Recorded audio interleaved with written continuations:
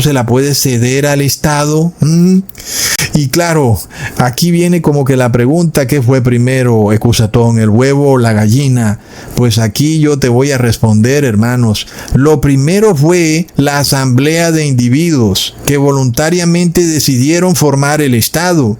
No fue que primero se formó el Estado y después se formó la asamblea de individuos, sino que fue primero la asamblea de individuos los que formaron al Estado. Y ese Estado solo tiene autoridad sobre la seguridad de las personas, no sobre el discurso o sobre su conciencia. Miremos el preludio de la Constitución de Estados Unidos.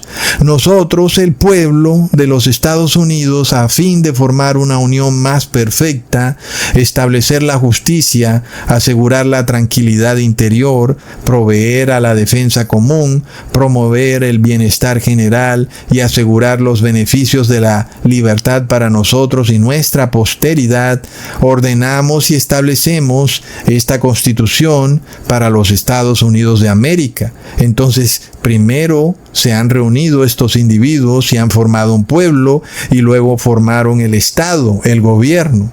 Y de ahí es que el gobierno tiene su autoridad. Y esos individuos no tenían autoridad sobre un virus, mucho menos el Estado podía tener autoridad sobre un virus. Hoy la cosa es a otro precio, porque ahora se ha formado otro gobierno, como ya vimos, a nivel global. Los individuos han entregado sus cuerpos y sus conciencias a este gobierno de la bestia que se ha formado. Es decir, hermanos, que la tiranía se ha formado. Miremos esto que es curioso. Aquí viene una pregunta clave.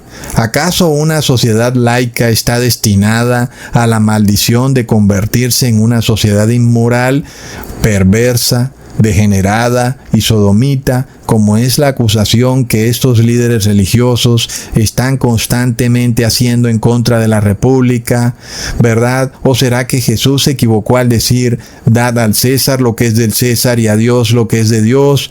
¿O será que también se equivocaron los padres fundadores de Estados Unidos? Y estos son los argumentos frecuentes de los vaticanistas. ¿O no? Mira, esa sociedad laica es culpable de la inmoralidad que estamos viviendo. Sacaron a Dios de las cámaras legislativas y así están aleccionando a los cristianos en estas iglesias masónicas, diciendo que es culpa del presidente, que la nación está sumida en la inmoralidad. Mira ese presidente, míralo, es inmoral, ¿verdad, hermanos? Y entonces culpan a la República de la inmoralidad y del colapso financiero de la sociedad. Todo es culpa de la República, Ecusatón, y sin embargo es totalmente falso el hecho de que una república es culpable de la inmoralidad que se vive en la sociedad. De hecho, la Constitución de Estados Unidos en su primera enmienda es perfectamente capaz de castigar la inmoralidad, ¿verdad? Esta falacia que se nos dice que la república no puede castigar la inmoralidad, es asombroso cómo a cada rato se repite continuamente, no solo por los noticieros en formas subrepticias, sino por las personas. Y la realidad es que es totalmente falso. La república puede condenar la inmoralidad cuando quiera. Otra cosa es que sus juristas sean reunidos en las misas rojas y sean aleccionados a liberar a los delincuentes y a no condenar la inmoralidad. Eso es otra cosa. Pero que las leyes que fueron creadas cuando Thomas Jefferson creó Estados Unidos o su Constitución, estas leyes, no solo en Estados Unidos, sino en cualquier país de Europa y de América, son perfectamente capaces de castigar la inmoralidad. Claro que pueden castigar el aborto, la sodomía, la poligamia, la drogadicción, la delincuencia. Claro que sí se puede, y sin embargo no lo van a hacer. ¿Y por qué? Porque quieren que las personas clamen a viva voz que pasemos de república a teocracia. Y hasta que eso no ocurra, van a dejar que colapse la república, que llegue a su punto más bajo, inclusive a través de una guerra civil. ¿Lo vemos, hermanos? Ahora, si fuera cierto que un Estado laico no puede vencer la inmoralidad, entonces Estados Unidos fue siempre inmoral. Y resulta que es falso, ¿verdad? La sodomía fue aprobada el 26 de junio del 2015 por el presidente Obama. Algo totalmente inmoral. Si tú hubieras hecho eso en los tiempos de Thomas Jefferson, te hubieran metido a la cárcel. Y de repente vuelve y juega. ¿De dónde tiene el hombre o la mujer autoridad para casarse? Es un derecho natural que no proviene del Estado. Y vuelve y juega. El hombre tiene derecho a buscar su felicidad, pero esa felicidad parte de unos derechos naturales inalienables. Y de repente Dios nunca le dio el derecho al ser humano de casarse, un hombre con otro hombre o una mujer con otra mujer. Y si hablamos en términos de laicidad, también podemos hablar desde el punto de vista biológico, que no tiene ningún sentido que un hombre se case con otro hombre porque no pueden formar una familia, ¿verdad, hermanos?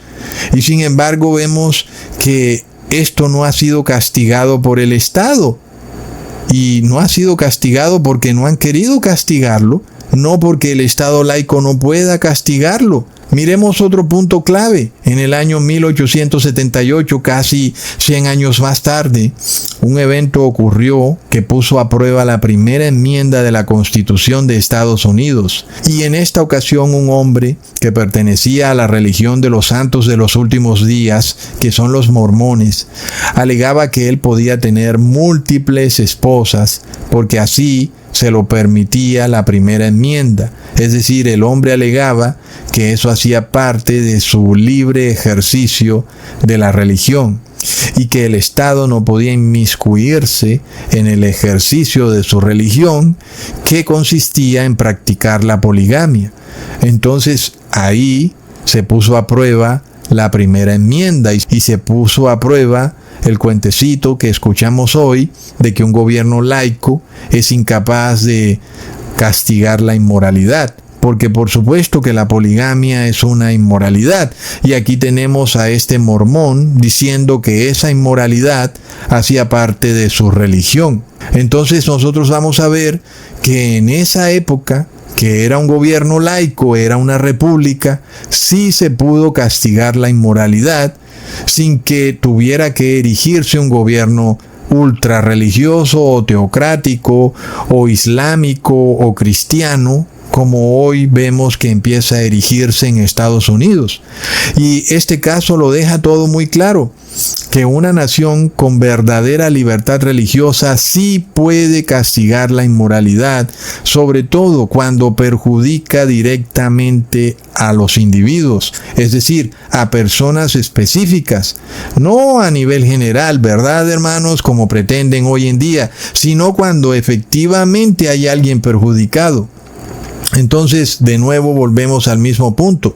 En ningún momento Dios le dio al hombre autoridad para casarse con varias mujeres.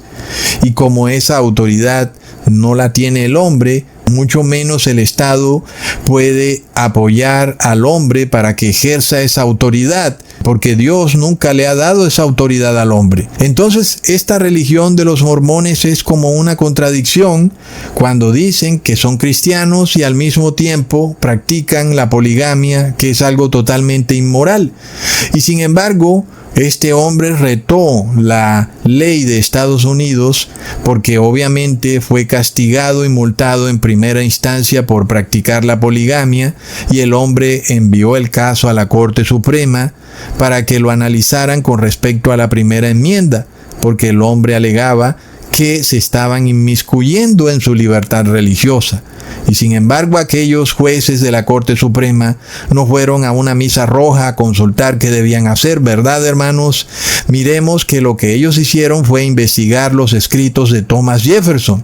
Leamos. Abro comillas, el tribunal investigó la historia de la libertad religiosa en Estados Unidos y citó una carta de Thomas Jefferson en la que escribía que existía una distinción entre la creencia religiosa y la acción que emanaba de ella. La primera se encuentra exclusivamente entre el hombre y su Dios, y por lo tanto los poderes legislativos del gobierno solo alcanzan a las acciones, no a las opiniones.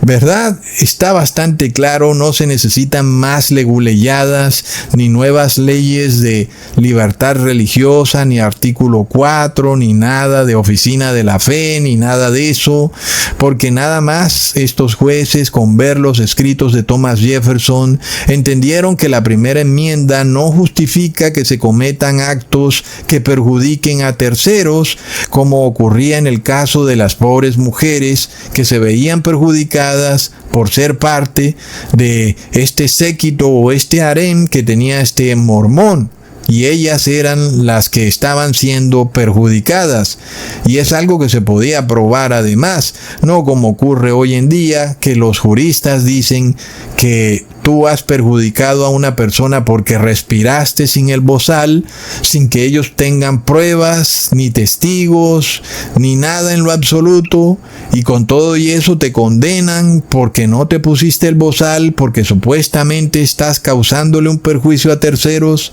cuando no tienen prueba de nada. Pero aquí sí tenían pruebas, porque ahí estaban las mujeres, ¿verdad? Ellas eran las primeras afectadas y habían pruebas verídicas de que sí estaban siendo afectadas. Entonces, estos jueces entendieron que la primera enmienda no permite que se perjudiquen a las personas, y si así fuera el caso, también tendría que aceptarse el canibalismo, porque además el canibalismo ha sido parte de rituales religiosos desde tiempos ancestrales, ¿verdad, hermanos?